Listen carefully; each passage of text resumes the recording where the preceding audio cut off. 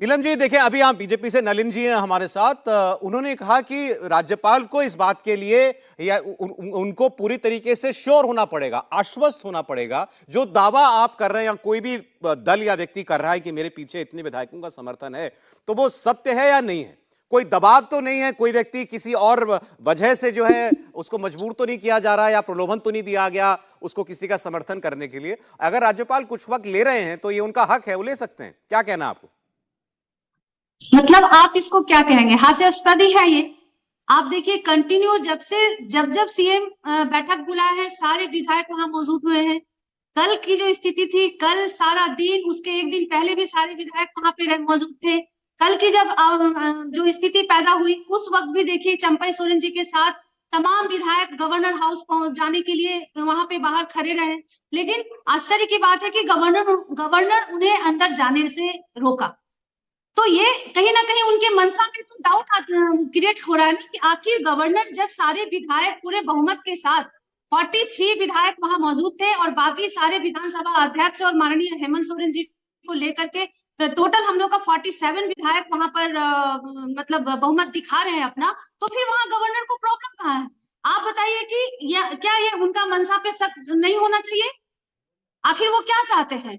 इन लोगों ने पूरी तरह से संवैधानिक व्यवस्था को, हमारे देश की सारी व्यवस्था को इन लोगों ने चौपट करके रखा है। एक राज्य की चुनी हुई सरकार को किस तरह से गिराया जाए, किस तरह से षड्यंत्र करके राज्य को अस्थिर किया जाए, ये कौन सा मानसिकता ये लोग लेके चल रहे हैं? ठीक है, आप बताइए। नीलम जी ठीक है, देखें आपने खुलकर राज्यपाल की मंशा पर सवाल खड़ा किया।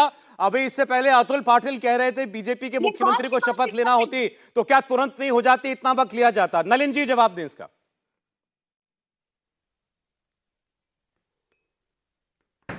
पहले अतुल जी ने कहा बिहार का उदाहरण। जी मैम, जी जवाब दे रहे हैं। पूरी पार्टी समर्थन में, दो पार्टियां हैं, उनके नेता जो है अपने विधायक के साथ आ गए चले गए तो शपथ होना था।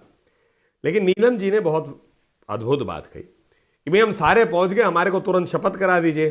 अब जहां तक थोड़ा बहुत, क्योंकि वकालत करता हूं, वकील हूं, मुझे ऐसा जो जानकारी थोड़ी बहुत है, जो संवैधानिक प्रक्रिया है कि आप अपना नेता चुनेंगे, एक प्रक्रिया होती है।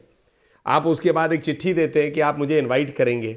उसके बाद जो है वो उसकी चिट्ठी की पुष्टि होती है कि ये मेरा सपोर्ट है। परेड भी किया जा सकता है, लेकिन मैं ये पहली बार देखा है कि एक मुख्यमंत्री अरेस्ट होने वाले हैं, वो कहते हैं नहीं हम चलो सारे जो है एक साथ जाते हैं, हम सारे आपके सामने खड़े हैं। अब मैं इसका एक दूसरा उदाहरण देता हूं। ये नहीं कह रहा झारखंड में ऐसा हुआ, केवल एक उदाहरण के लिए कुछ कह रहा हूं। किसी भी राज्य में 20 लोग जो है उनको दबाव लगाया जाता है कि आपको जाकर वहां खड़े होकर कहना पड़ेगा जी मैं शपथ अपना इनके साथ देना चाहता हूं, और बाद में वो टर्नओवर कर देते हैं। फिर इसकी जवाबदेही किसकी होगी? इसीलिए मुझे लगता है जो भी प्रक्रिया है उसकी पूरी होगी। किसी की इच्छाओं के प्रति तो मतलब ऐसा ना, मेरी इच्छा हो कि संविधान में मुझे स्वतंत्रता दी गई है, मैं कुछ भी बोलूं, लेकिन एक बोलने की सीमा होती है ना, कि आप थोड़ी ना किसी को गाली दे सकते हैं या कुछ कर सकते हैं। लेकिन संविधान में अधिकार तो है ना मेरा स्वतंत्र रूप से बोलने का। वैसे ही संविधान में कैसे इलेक्ट होंगे चीफ मिनिस्टर या बनेंगे उसकी प्रक्रिया है, किसी की मर्जी से थोड़ी ना चलेगा भाई।